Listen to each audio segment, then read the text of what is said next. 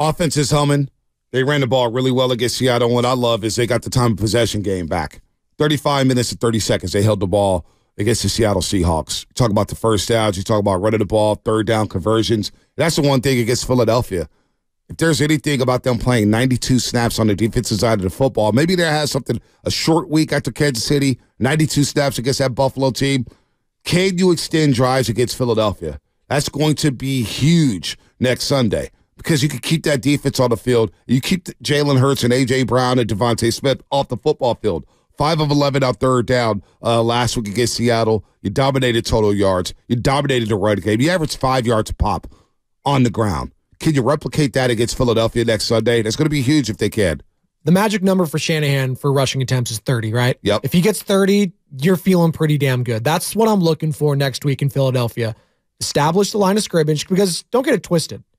It's going to come down to the trenches. It always does. And especially with teams like this that are this damn physical, just think of the names on both sides of the ball for this. You got Trent Williams, Lane Johnson. You got Chase Young now, Nick Bosa, Fletcher Cox, maybe. We shall see. You got Hassan Reddick, who's a man on fire, man possessed right now. Jordan Davis, Jalen Carter, who, by the way, I didn't get a chance to talk to you about it last week, almost had the play of the year and the play of all time when he almost intercepted a spiked ball. Well, yesterday. Did he try to do that again? Like, why doesn't teams do that? What did you see him yesterday block a field goal? Yes. It was a huge block at that point of the game. So, look, it's a different beast when it comes to the Philadelphia Eagles front. They are immovable objects. You see Jordan Davis try to chase down Josh Allen in late in the fourth quarter. Jordan Davis is like 400 pounds. Right. He could still run like a 4.8. So you got him. You got him and Jalen Carter in the middle. Jake Brindle, whether it's Feliciano or can we get Banks back? These guys are physical. Now, the Niners did a good job. I think Banks played Thursday night, if I'm not mistaken.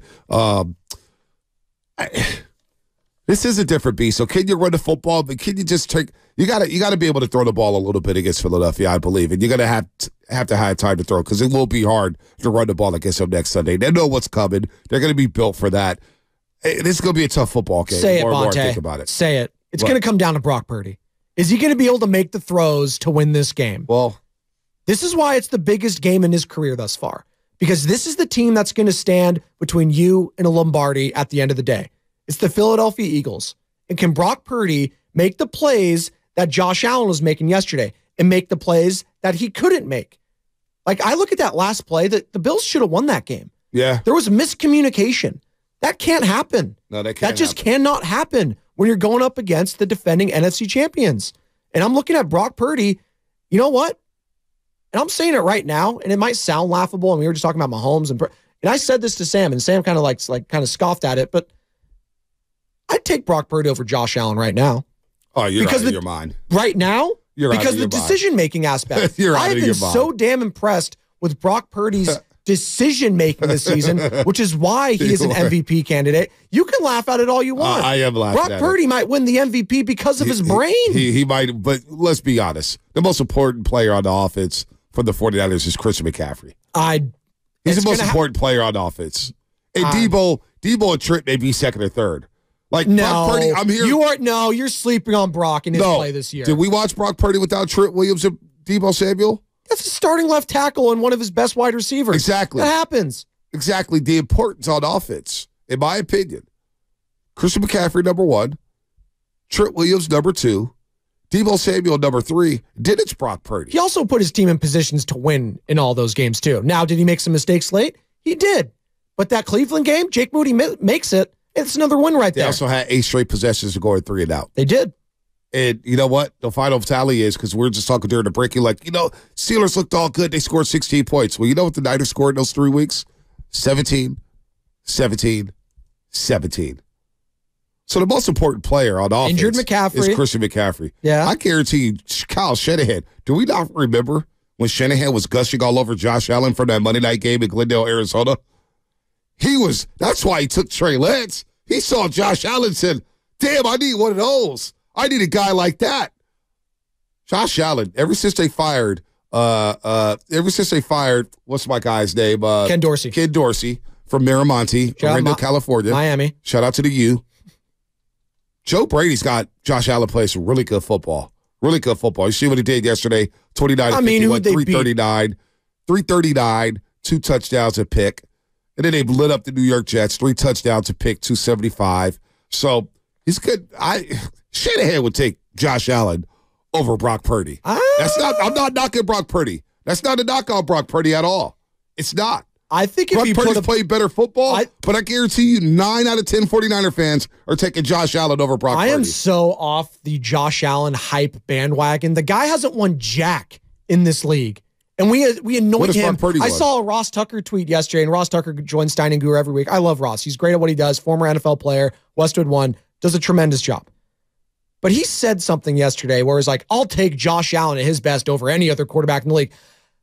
Patrick Mahomes just won a Super Bowl on a broken ankle against this Eagles team. We're not talking. What are we doing? But we're not. And I'm taking Brock Purdy right now over Josh Allen. I think a lot of Niner fans would because of the decision-making aspect. And great, he fired his offensive coordinator, and they beat the Jets and just lost to the Eagles. Congratulations. And then they just lost to the Broncos recently, in overtime. In overtime. Now we're laughing. Now we're scoffing at losing to the Eagles. He lost. Without Josh Allen. I've seen Josh Allen lose that game a bunch. Without Josh Allen, they're not even in that football game. Patrick what are you Mahomes talking about? Would win that game. Josh Allen has been to the AFC Championship. He's been to divisional round games. He hasn't won a lot, but how many quarterbacks have won in the league right now? How many active quarterbacks have won the Super Bowl? How many active? Allen's 0-6 in overtime games. That just says all you need to know right there. That's bad. But it's not all of him. How about your defense going to stop? In the overtime game in which they changed the rules for him, they didn't even get a chance to get the ball. They changed the rules for the guy, and he didn't even get the ball in overtime against Kansas City. What are you talking about? God. They didn't even get the ball. Because he had the whole chance and opportunity to win the game before overtime. No, they did.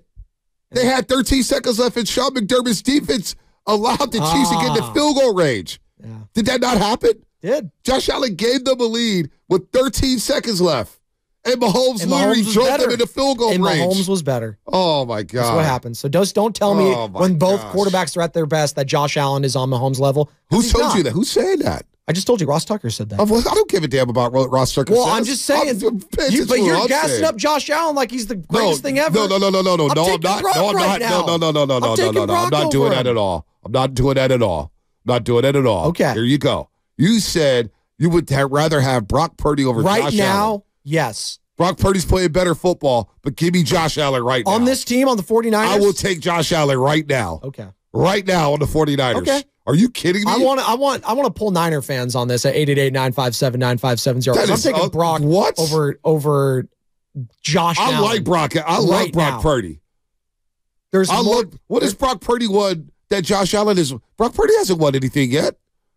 He's going to win an MVP over him this year.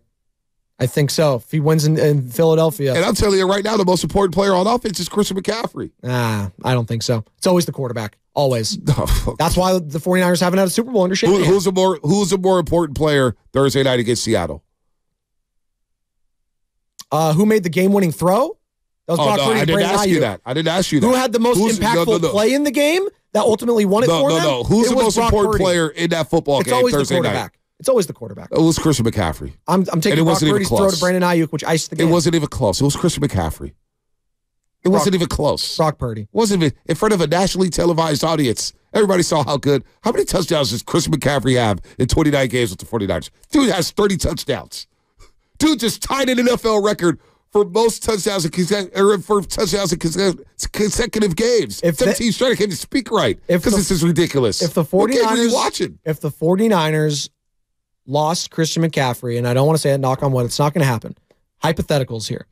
If they lost him for the rest of the year, I still think the 49ers have a chance to make the Super Bowl. Oh, my God. If they lose Brock Purdy, they're done. They lose Christian McCaffrey, they're done. I don't think so. Elijah Mitchell and Jordan Mason cannot do the things that Christian McCaffrey can do. They can't. The defenses will not respect the Niners' run game. I have seen Kyle Shanahan with a lot less make a Super Bowl at running back. Oh, my God. Just saying. Oh, my God. By the way, we still got to get to my favorite Philadelphia Eagle. We just haven't flew even done through the that. Eagle, by the way. You're listening to 95.7 The Game. Oh, no, you're under 10 minutes. You're good. And AG1 San Francisco, always live on the Free Odyssey app. I thought it was 7:05. Oh, it got 10 minutes now? No, I'm really going to Townie always used to say it's the quarter. Yeah. So you got 50. So I'm really going to milk the Eagles from here on out. You guys should have told me that. Don't forget, you could also watch us every day on our YouTube and Twitch streams, sponsored by very good friends of First NorCal Credit Union. Just log on and search 95.7 The Game. Be sure to like and subscribe to the channel while you are there. It is a Monster Monday brought to you by First 5 California. To learn 4 things you can do to overcome toxic stress, go to first5california.com. I may have to go to first5california.com over that take about Brock Purdy being the most important player on this team, on this offense. Not even it's a hot take. It's just a fact. Let's go to Adam in the city. Adam, what's happening? What's up, Adam? Hey, guys. Thanks for having me on. Hope you had a good Thanksgiving. I think going into this week, though, we have a good, not a good blueprint to how to beat them, but like a good game plan in the sense that we have a good D-line, right? Like the Bills showed last night, getting after Hurts, how we can beat them in the trenches on the defensive side. I think having Chase Young is huge for this matchup, not only just because of his, who he is as a player, but he's also played the Eagles twice this year. And the Commanders had 2 chances to beat them in both of those games. And the yes, the divisional games are tougher, but our roster and I feel like our general overall play is better than the Commanders. So that's huge. And also the Bills showed last night that their run defense out of the Eagles was a little susceptible there at the end of the game. We're biting off 6, 7, 8-yard runs with Murray and Cook. So they have a blueprint to how to beat this team. They just got to take care of the ball. I am a little worried about the referee play, but that's why the Niners got to jump on them early. And that's how you're going to beat this team. All right. Good call, Adam. Thanks, call. Adam. What would Brock Purdy look like in Buffalo? It's interesting. Yeah, I know we'll talk about it another side. Yeah, I know it is. Yeah, I know it is.